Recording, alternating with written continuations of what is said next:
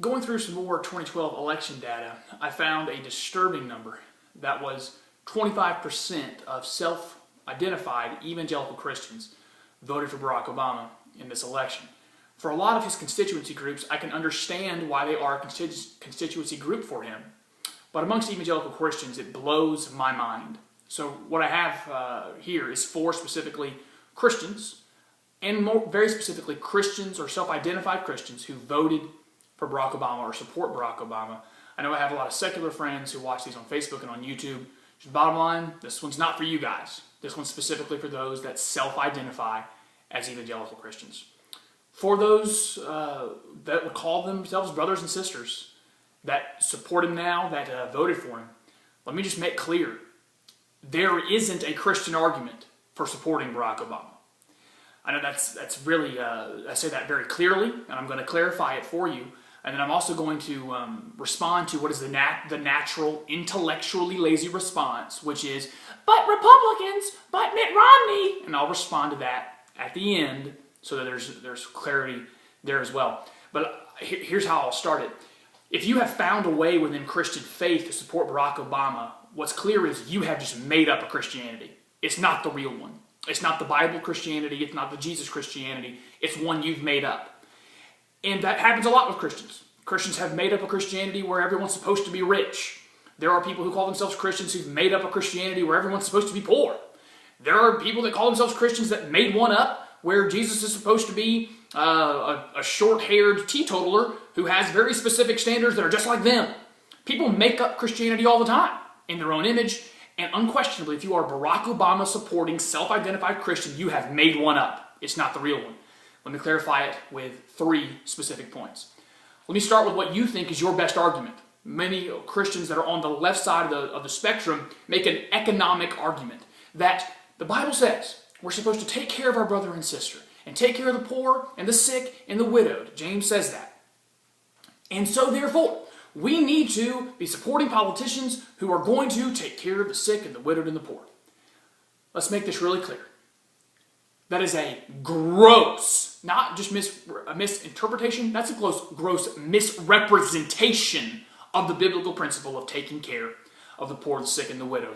To make this clear, the Bible tells us is you and me are to take care of the poor, the sick, the widowed, for all those that need help. It is for you and I to do.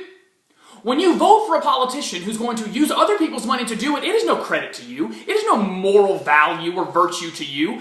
Honestly, I mean, there's people in your neighborhood or a couple of neighborhoods down that don't have an iPhone or a flat screen or something that you have.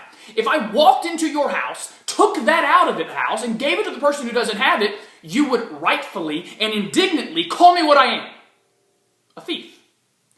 But you vote for a politician who's willing to take my stuff, take stuff that belongs to other people and give it to the folks that you think need it, and you call it a virtue? No, what you do is live in the spirit of thievery.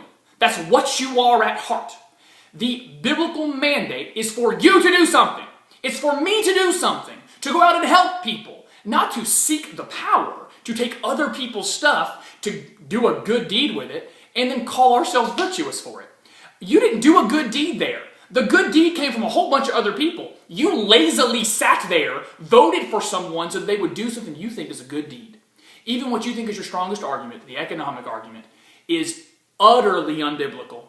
Whether that even be with healthcare or anything else. We are supposed to be the people, the church, helping others. And you have abdicated that responsibility to the federal government and have made the federal government your church, your house of worship. You have made it Jesus. You have made it God. And it's not okay at all. The second one is this. I know there's a lot of Christians who I actually identify with them more than I identify with folks you would think I do in terms of war. I hate war. It's disgusting. It is destructive. It hurts people. I mean, that's the whole point of war, is to kill people. I hate it. My whole generation is done with it. We lived through it for decades. I mean, this country has been at war since I had been, I guess, 14 years old. It's been over 10 years. I am war-weary. I understand your objections to it. But let's be clear. You fact-check me on this, lest you think I'm lying to you. You know who spent more on the war in Afghanistan between Barack Obama and George W. Bush? Barack Obama. Barack Obama, is that your anti-war president, the guy who actually has used more drone strikes to kill more people than the previous president, the George W. Bush? Are you talking about that president who used drone strikes to kill an American citizen who had left America and had joined Al-Qaeda and who was fighting against us, who used a drone strike to kill him? Is that your anti-war president? Is that your peace president, the guy that you identify as the Christian part of peace on this planet? Yeah, that's called hypocrisy and absolute blindness. If you do not see right through the warmonger who is Barack Obama. It's laughable that you would think that he is in any way on the Christian part of peace. Lastly, I hate going to these things, but I got to go to it. If there's some argument that a Christian wants to make in terms of abortion, that's fine. I'll talk to you about it. But we have a president here who is the most radical I've ever seen. I've talked about it in a video before. Practice in Illinois, when he was a state senator there, was when a child who was, there was an abortion attempted and that child lived through it. The child was accidentally born, still alive, with brain waves and a heartbeat and lungs that were pumping air. The practice was to leave that child somewhere and let it die. That barbaric practice was trying to be stopped in Illinois. Barack Obama stopped that practice, stopped those trying to make that practice stop. He made sure newborn babies sat somewhere and died alone. He made sure that would happen in Illinois. You justify that within your Christianity. You want to talk about helping those that are defenseless? That child is defenseless. This is also a guy absolutely dedicated to secularism as a general idea, but I'll go ahead and leave right there. Whether it be economics, whether it be war and peace, or whether it be life and death, Barack Obama, there is no Christian argument for being in support of him. None exists. But I know the intellectually lazy response is then, but Republicans and Mitt Romney do A, B, C, and D, and they're not Christian either. All right, that's cool. That's a whole different conversation I'm willing to have. But let's be clear of this. Someone else's guilt does not justify you. Everybody can be wrong, but someone else being wrong does not make you right. You are just as absolutely guilty and wrong as you think maybe somebody supporting Republicans are. And again, that's a whole separate conversation. You need to get a hold of. Those things are not related.